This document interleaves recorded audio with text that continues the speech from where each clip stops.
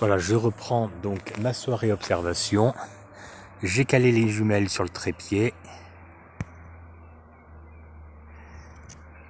Je filme à travers mes jumelles. Là, il n'y a rien. Alors, je sais qu'il y a des observateurs animaliers qui affectionnent tout particulièrement l'affût.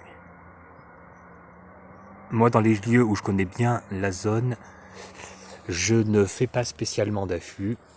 Je regarde quand même bien attentivement.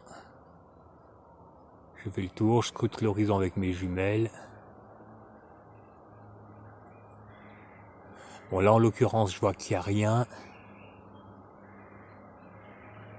Donc, je repars. Je remets mes jumelles autour du cou, je reprends mon trépied et je refais demi-tour. Je dirais que je devrais faire un affût, mais c'est vrai que c'est quand même 6h20 du soir à peu près. On est fin mars, c'est l'heure où le soleil va commencer à se coucher, c'est l'heure où les animaux commencent à être actifs. Donc, si je me dis, s'ils ne sont pas sortis à cet endroit, il y aura un autre endroit où éventuellement ils peuvent être sortis.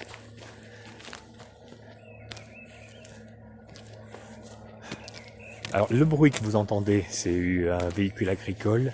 Ne vous inquiétez pas, si vous entendez ce bruit un soir, vous voulez observer des animaux, ça ne perturbe absolument pas les animaux, ni les bruits de véhicules agricoles, ni les tronçonneuses.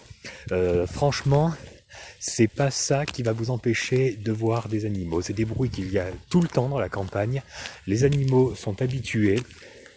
C'est pas ça qui va les faire fuir.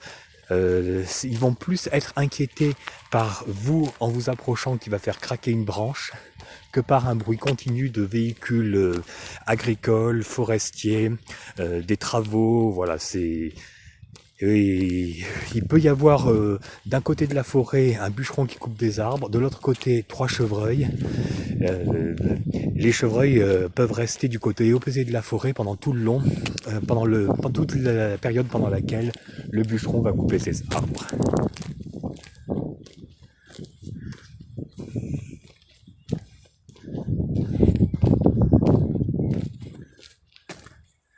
Il commence à y avoir un joli ciel, je vous le filme un petit peu.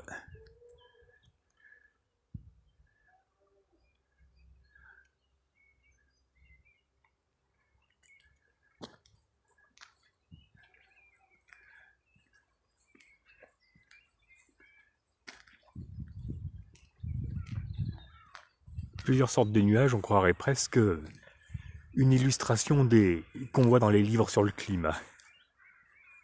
Il y aura des stratocumulus, des altostratus. Je pense que c'est plutôt un ciel, le style de ciel de traîne qu'on trouve après une période pluvieuse.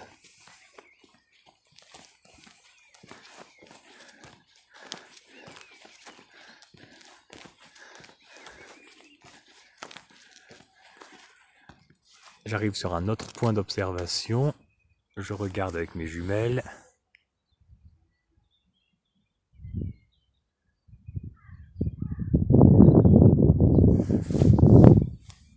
Il n'y a rien, mais il faut quand même toujours regarder. Même si on ne voit rien, toujours regarder. Là, j'ai vu un petit oiseau s'envoler. Je vais regarder ce que c'est. Posé sur un piquet, ça doit être sûrement un rouge-queue.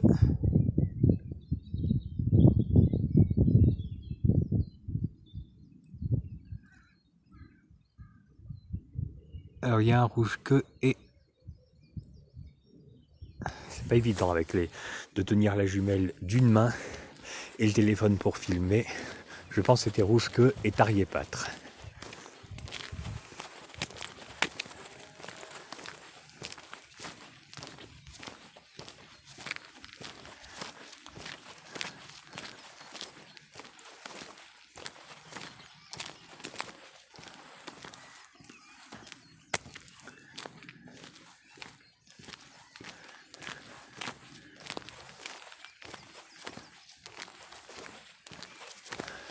Voilà, comme je disais précédemment, le bruit que je fais en marchant, n'est absolument pas gênant pour la réussite de l'observation des animaux sauvages, à condition d'avoir des bonnes jumelles et de se contenter d'une observation lointaine, bien sûr. Si on veut faire une photo en gros plan avec un appareil qui n'a pas de zoom, bien évidemment, il faudra être un petit peu plus discret. Alors là, j'ai un autre point d'observation, les prés au loin, tout au loin, qu'on voit en vert sur le film. Il y a souvent des chevreuils.